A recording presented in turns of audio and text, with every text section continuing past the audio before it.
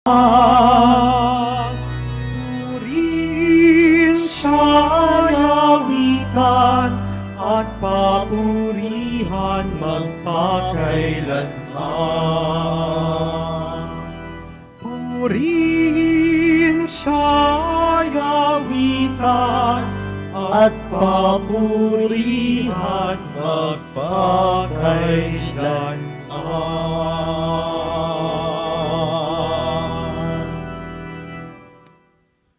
Simulan po natin ang pagdiriwang sa ngalan ng Ama at ng Anak at ng Espiritu Santo. Amen. Ang pagpapala ng ating Panginoong Jesucristo, ang pag-ibig ng Diyos Ama, at ang pagkikipagkaisa ng Espiritu Santo, naway sumainyong lahat. At sumaiyo rin. Mga kapatid, tayo pong lahat ay nagkakatipon bilang isang mag-anak ng Diyos sa pagdiriwang ng banal na Eukaristiya. Sa araw po na ito, ginugunita po natin si San Ignacio ng Antioquia, isang obispo at martir. At upang tayo po ay maging karapat-dapat gumanap sa banal na pagdiriwang na ito, alalahanin po natin ang ating mga pagkukulang at nagawang pagkakasala at buong kababaang loob tayong humiling ng awa at pagpapatawad mula sa Diyos.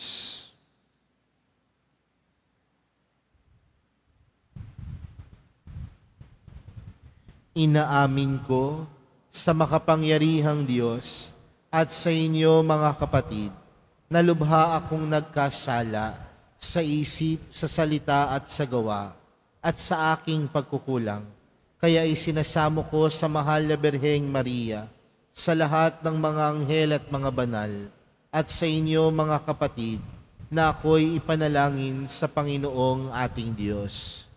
Kaawaan tayo ng makapangyarihang Diyos, patawarin tayo sa ating mga kasalanan, at patnubayan tayo sa buhay na walang hanggan. Amen. Panginoon, kaawaan mo kami. Panginoon, kaawaan mo kami. Kristo, kaawaan mo kami. Kristo, kaawaan mo kami. Panginoon, kaawaan mo kami. Panginoon, kaawaan mo kami. Manalangin tayo. Ama naming makapangyarihan, ang banal na katawang sambayanan mo ay iyong binibigyang kagandahan sa pagpapahayag ng pananampalataya ng mga martir mong mahal. Ang ipinagdiriwang ngayong pagkatampok sa pagpapakasakit ni San Ignacyong ang kadakila ay dito nakamit, ay magpalakas nawa ang aming loob palagi sa bawat saglit sa pamamagitan ni Jesucristo, kasama ng Espiritu Santo, magpa sa walang hanggan. Amen. Magsiupo muna ang lahat. Ang simula ng sulat ni Apostol San Pablo sa mga taga-Efeso. Mula kay Pablo, na naging apostol ni Kristo Jesus, ayon sa kalooban ng Diyos, sa mga kapatid na nasa Efeso at tapat na namumuhay kay Kristo Jesus.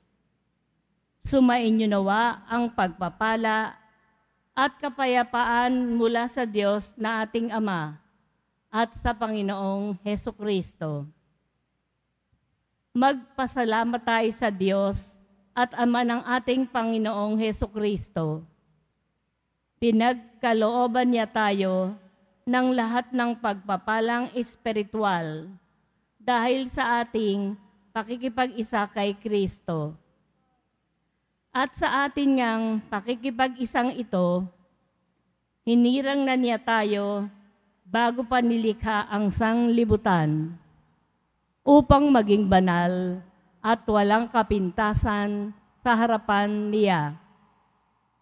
Dahil sa pag-ibig ng Diyos, tayo ay kanyang itinalaga upang maging mga anak niya sa pamamagitan ni Hesukristo. Iyan ang kanyang layunin at kalooban. Purihin natin siya dahil sa kanyang kahangahangang pagkalinga sa atin sa pamamagitan ng kanyang minamahal na anak. Tinubos tayo ni Kristo sa pamamagitan ng kanyang kamatayan at sa gayon ay pinatawad na ang ating mga kasalanan. Gayon kadakila ang pag-ibig na ipinadama niya sa atin. Binigyan niya tayo ng karunungan at kabatiran upang lubos nating maunawaan ang kanyang lihim na panukala na isa sa katuparan sa pamamagitan ni Kristo pagdating ng takdang panahon.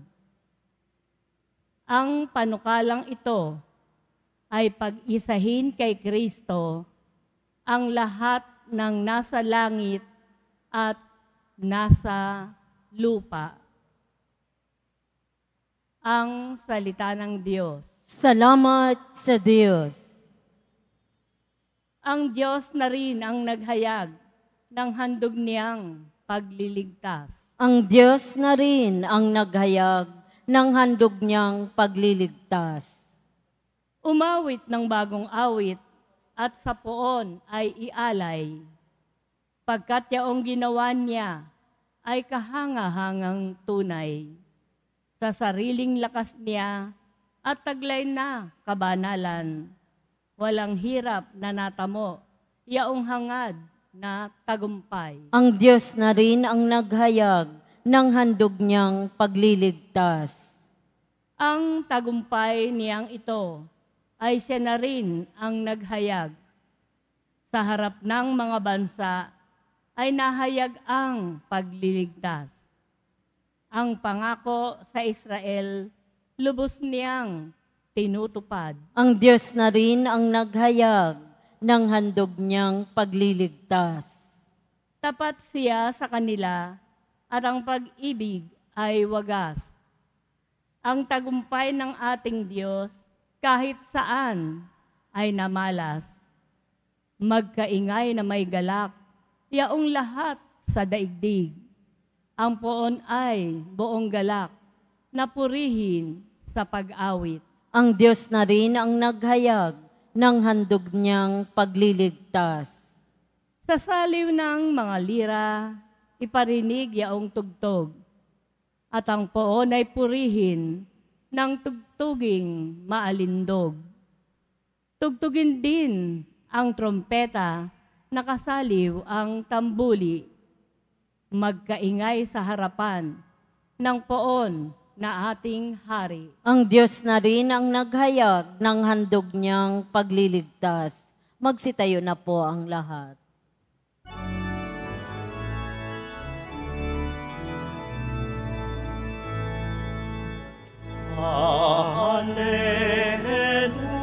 Hallelujah, hallelujah,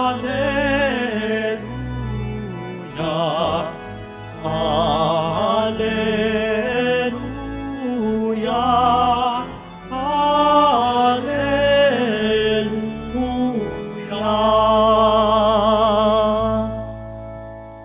Ikaw, O Kristo, ang daan, ang katotohanan at buhay, patungo sa Amang mahal. Hallelujah, hallelujah, hallelujah.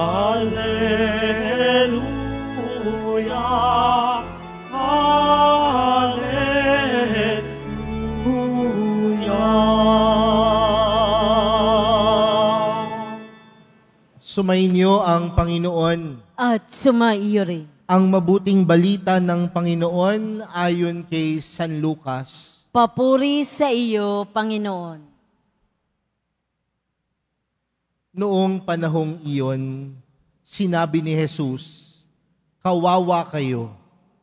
Ipinagtatayo ninyo ng magarang libingan ang mga propetang pinagpapatay ng inyong mga magulang. Sa ganitong paraan, kayo na rin ang nagpapatunay na sang-ayon kayo sa mga ginawa ng inyong mga magulang. sapagkat sila ang pumatay sa mga propeta, at kayo naman na nagtatayo ng libingang puntod ng mga yaon. Dahil dito'y sinabi rin ng karunungan ng Diyos, magsusugo ako sa kanila ng mga propeta at ng mga apostol. Ang iba'y papatayin nila at uusigin ng iba. Sa gayoy, lalagpak sa lahing ito ang parusa dahil sa pagpatay sa mga propeta, buhat ng itatag ang sanlibutan.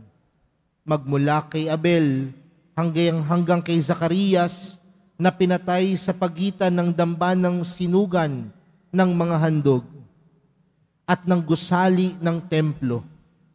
Sinasabi ko sa inyo, lalagpak sa lahing ito ang parusa dahil sa kanilang ginawa. Kawawa kayo, mga dalubhasa sa kautusan, sapagkat inalis ninyo ang susi ng karunungan. Ayaw na ninyong magsipasok, hinahadlangan pa ninyo ang mga nagnanais pumasok. At umalis si Jesus sa bahay na iyon. Mula noon, tinuligsa na siya ng mga eskriba at ng mga Pariseo at pinagtatanong tungkol sa maraming bagay upang masilo siya sa kanyang pananalita. Mga kapatid, ang mabuting balita ng Panginoon. Pinupuri ka namin, Panginoong Hesukristo. Magsipo mo na ang lahat. Magandang tanghali po sa inyong lahat. Pwede bang batiin ng katabi ng magandang tanghali? Isang bagay po marahil ang tila mahirap tanggapin sa buhay natin bilang isang tao ay kapag merong mga taong tinatama ang ating pagkakamali. Kapag meron pumupuna sa mga bagay na ating ginagawa, minsan pa nga sinasabi natin, bakit mo ko tinatama? Sa tingin mo ba yung buhay mo, karapat-dapat na itama ako? Tila ayaw nating tumanggap ng pagtutuligsa. Ayaw nating tumanggap ng pagtatama.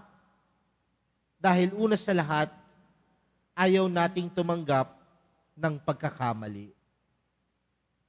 Mga kapatid, nitong mga nakarang araw, kung kayo po ay dumadalo ng misa, si Jesus ay laging tinutuligsa ang mga Pariseo at mga eskriba, ang kanilang pamumuhay, ang kanilang mga tradisyon, ang kanilang mga kultura, tila tinatama ng Panginoon. At laging sinasabi ng Panginoon, kawawa kayo, woe to you. Pero ang pagtutuligsa ng Panginoon o ang pagtatama ng Panginoon ay hindi lamang pagtatama dahil gusto niyang tuligsain lamang ang mga Pariseo at mga eskriba. Kundi ang pagtatama lagi ng Panginoon ay pagtatama ng pagpapakita ng malasakit. Kaya ho siguro magandang tingnan din po yan, no?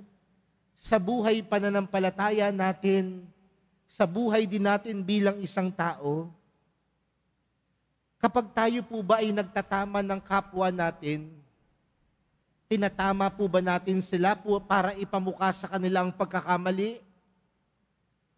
O tinatama natin ang mga pagkakamali ng iba dahil gusto natin silang magkaroon ng magandang buhay? Tinatama natin ang pagkakamali ng iba dahil gusto natin na sila ay lumagay sa maayos at maganda? Tinatama ba natin ang pag-uugali at pagkakamali ng iba dahil tayo ay may malasakit sa kanila? Yan marahil yung unang bagay na tingnan natin sa buhay natin. Dahil aminin natin o hindi, maraming tao sa paligid natin na ang lahat na lamang nakikita, mali. Ang lahat na lamang na nakikita, yung kapalpakan natin. Ang lahat na lamang na nakikita, yung mga pagkakamali na nagagawa natin. Pero magandang tanungin din, paano ba tayo tumatanggap ng pagtatama? At paano din ba tayong nagtatama sa mga kapwa nating nagkakamali? Ang punot dulo niyan, mga kapatid, kung ikaw ay nagtatama sa mga kapwa mong nagkakamali, siguraduhin mo na ang pagtatamang ito ay dahil sa malasakit at pag-ibig.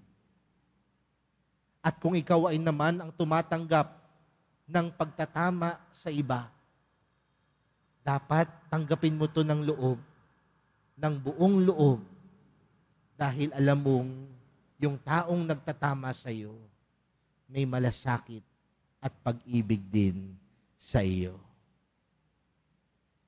Mga kapatid, sa tingin ko po sa mundo natin ngayon, ang kulang po ay yung magpunan ng may malasakit at pagmamahal. Mas namumutawi po sa mundo natin ngayon ang mga taong puna lamang ng puna ng mali, pero wala namang tunay na malasakit at pagmamahal. Mga kapatid, ang mahal na pong Jesus Nazareno, pinuna ang mga Pariseyo, tinama ang mga Pariseyo, dahil sa pagtatama at pamumuna ni Jesus, nagmula ito sa kanyang malasakit at pagmamahal. Pero mapapansin din po natin, mga kapatid, doon sa ating ebanghelyong napakinggan. Sa dulo po nito, sabi nun, umalis si Jesus sa bahay nila. At mula noon, tinuligsa na siya ng mga eskriba at ng mga Pariseyo at pinagtatanong tungkol sa maraming bagay upang masilo siya sa kanyang pananalita. Minsan, kung sino ang pumupuna at gumagawa ng tama, yun ang hinahanapan ng mali. Kung sino pa ang nagsasalita ng mabuti at tama, yun pa ang hinahanapan ng butas upang masilo, upang masira. Pero tandaan natin, mga kapatid, kahit napakaraming bagay na ibinato nila kay Jesus, ang Panginoon hindi nasilo. Kahit maraming pagtutuligsa ang ginawa nila sa Panginoon, ang Panginoon hindi natinag. Bakit? Dahil may paninindigan si Jesus sa kanyang pananalita. Dahil ang kanyang pananalita ay nakaugat sa tama at mabuti. Kaya mga kapatid, kung ikaw ay nagtatama, huwag kang matakot.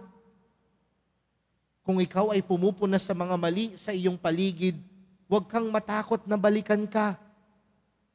Matakot ka kung wala kang paninindigan sa mabuti at tama.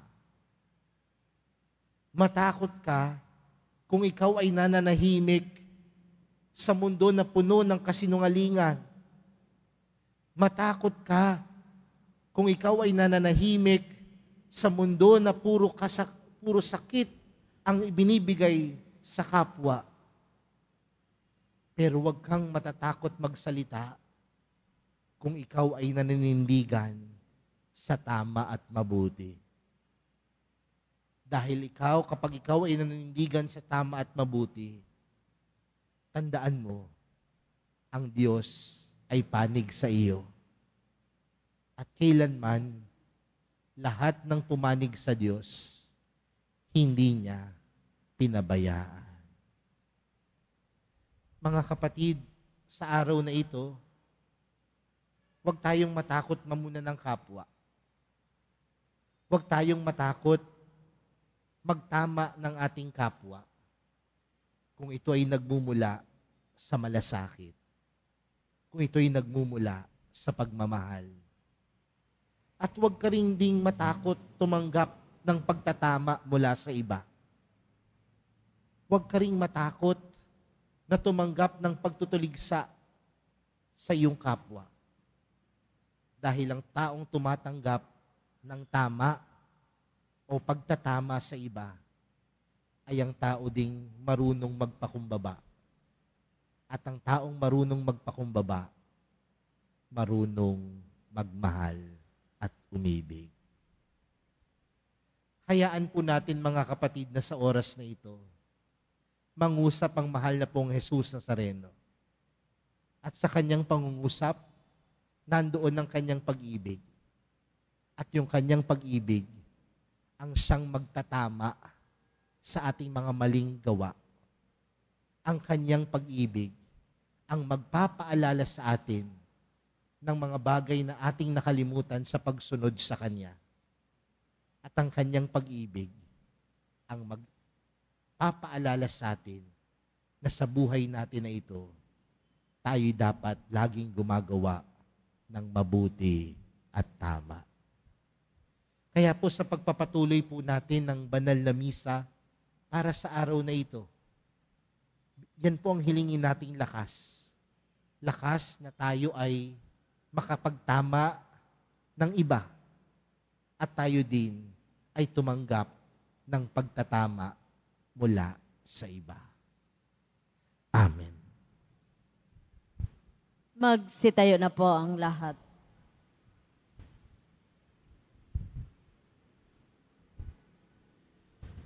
Minamahal kong mga kapatid, hilingin natin sa Panginoon na maging makatotohanan tayo sa ating mga gawain. Ang ating panalangin, Panginoon, gawin mong totoo ang aming puso sa iyo. Panginoon, gawin mong totoo ang aming puso sa iyo. Sa ating buhay bilang bahagi ng bayan ng Diyos, naway magampanan natin ang mga hamon ng Ebanghelyo sa ating palagiang pagsaksi. Manalangin tayo. Panginoon, gawin mong totoo ang aming puso sa iyo. Atin nawang maiwasang gawin ang mga bagay na nakikiayon o nagpapakitang tao lamang. Manalangin tayo. Panginoon, gawin mong totoo ang aming puso sa iyo. Yaong mga pinanghihinaan ng loob dahil sa ating hindi naging magandang ugali at pakikitungo, naway manumbalik sa pagsisimba sa pamamagitan ng ating pagbabalik loob at pagbabagong buhay. Manalangin tayo. Panginoon, gawin mong totoo ang aming puso sa iyo. Ang mga may sakit, naway makita ang mapagpagaling na kamay ng Diyos sa dinaranas nilang mga pagsubok at paghihirap. Manalangin tayo. Panginoon, gawin mong totoo ang aming puso sa iyo. Ang mga yumao na sa buhay na ito, naway tanggapin sa walang hanggang kaluwalhatian. Manalangin tayo. Panginoon, gawin mong totoo ang aming puso sa iyo. Ama, tulungan mo kaming sumamba sa iyo ng may totoong puso upang makalapit kami sa iyo sa espiritu at katotohanan. Hinihiling namin ito sa pamagitan ni Kristong aming Panginoon. Amen. Magsiupo muna.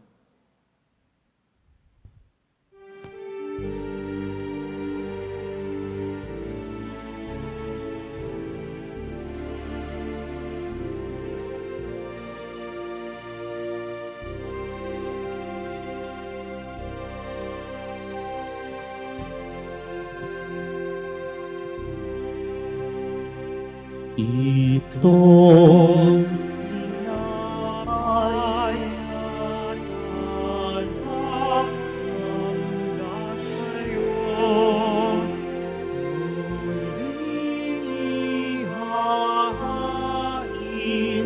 sa kabutihan mo, kunin at tanggapin alay sa'yo. Pasasalamat ng puso. Magsitayo na po ang lahat. Manalangin po kayo mga kapatid upang ang paghahain natin ay kalugdan ng Diyos amang makapangyarihan. Tanggapin nawa ng Panginoon itong paghahain sa iyong mga kamay, sa kapurihan niya at karangalan, sa ating kapakinabangan at sa buong sambayanan niyang banal. Ama naming lumikha at kalugdan mo ang aming paghahain ng tapat na pagsamba sa iyo na tumanggap kay San Ignacio bilang trigo ni Kristo at tinapay na dalisay sa pagtitiis niyang maging martir mo.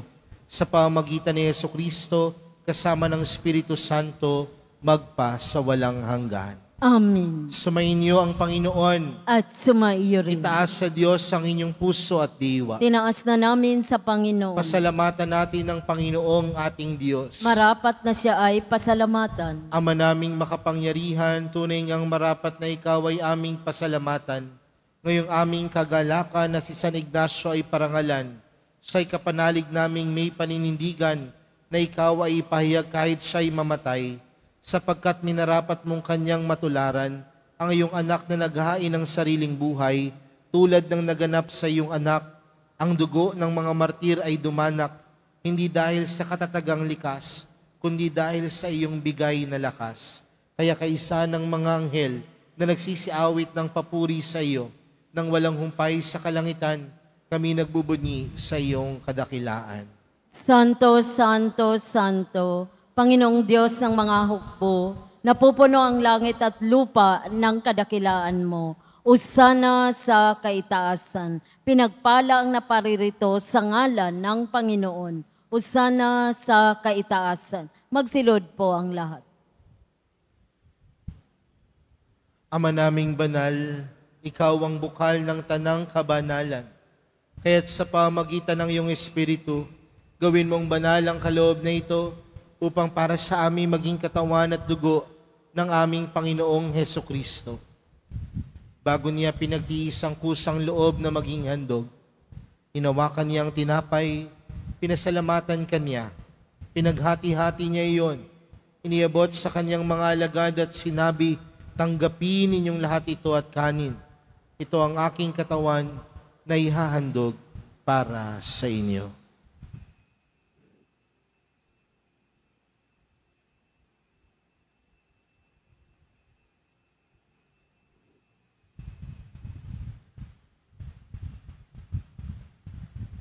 Gayon din naman noong matapos ang hapunan, hinawakan niya ang kalis, muli kanyang pinasalamatan, iniabot niya ang kalis sa kanyang mga alagad at sinabi, tanggapin ninyong lahat ito at inumin. Ito ang kalis ng aking dugo, ng bago at walang hanggang tipan. Ang aking dugo na ibubuhos para sa inyo at para sa lahat, sa ikapagpapatawad ng mga kasalanan. Gawin niyo ito sa pag-alala sa akin.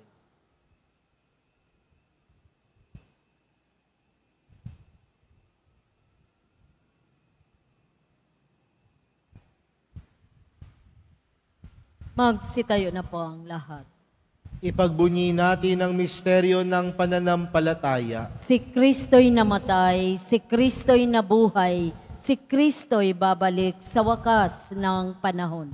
Ama, ginagawa namin ngayon ang pag-alala sa pagkamatay at muling pagkabuhay ng iyong anak.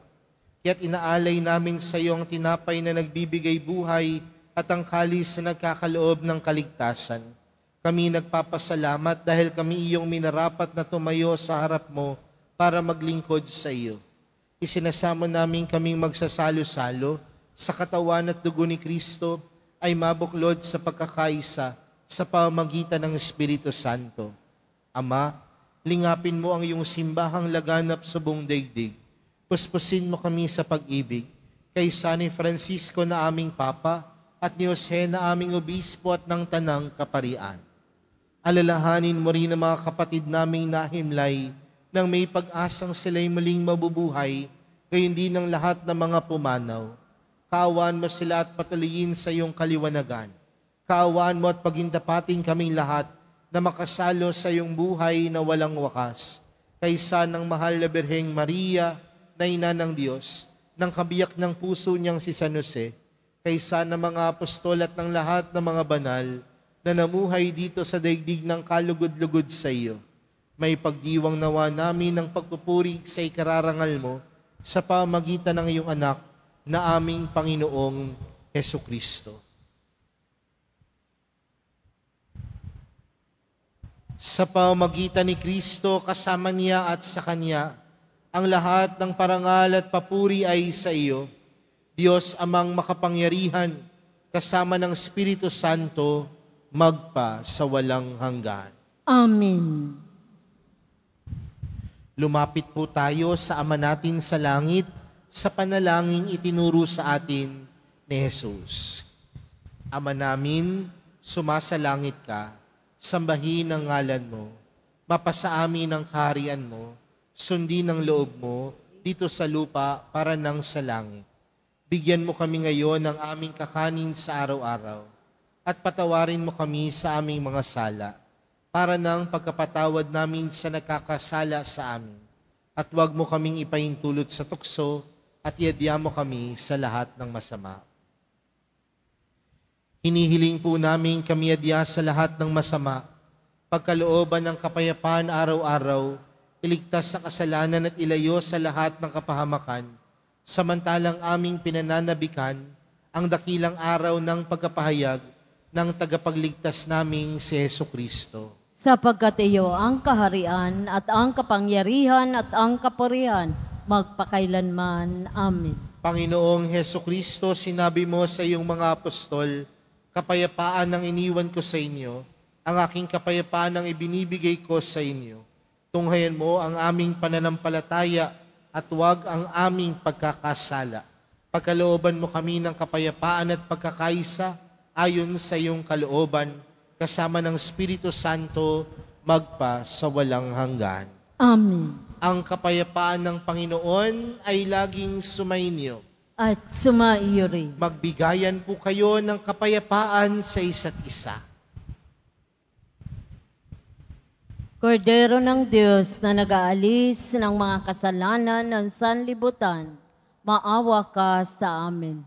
Kordero ng Diyos na nag-aalis ng mga kasalanan ng sanlibutan, maawa ka sa amin. Kordero ng Diyos na nag-aalis ng mga kasalanan ng sanlibutan, pagkaloob mo sa amin ang kapayapaan. Magsilod po ang lahat. Narito po si Jesus, ang Kordero ng Diyos. Siyang nag-aalis ng kasalanan ng sanlibutan, mapalad ang mga inaanyayahan sa kanyang piging.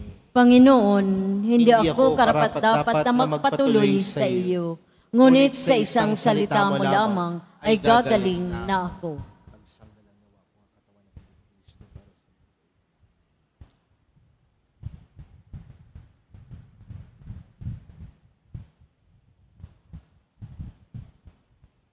Para sa lahat ng tatanggap ng banal na komunyon, sasagot po tayo ng amin pagkasabi ng pari o lay minister ng katawan ni Kristo at isubo agad sa bibig bago umalis sa harapan ng pari o lay minister. Sumunod po tayo.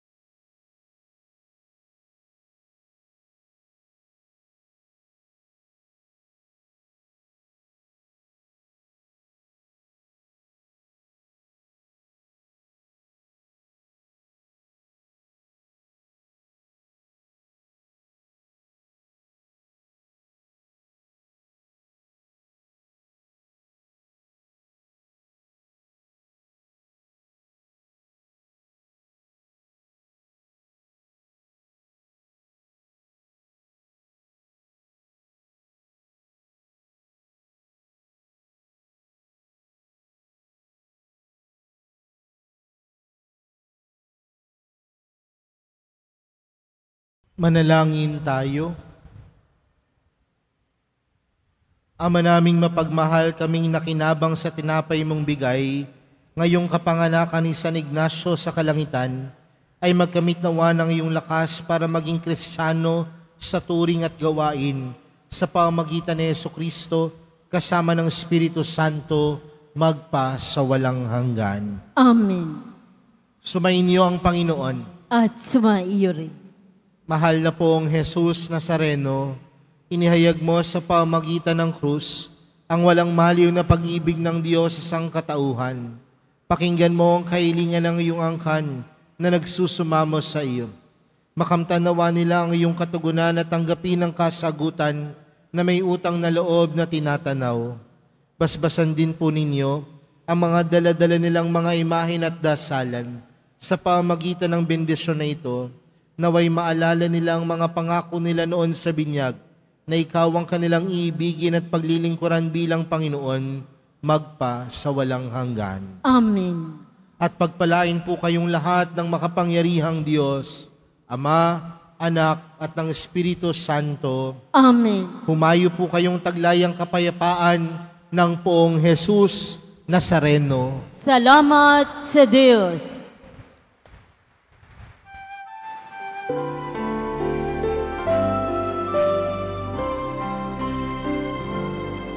Nuestro Padre Jesus Nazareno, sinasamba ka namin, pinipintuho ka namin, aral mo ang aming buhay at kaligtasan.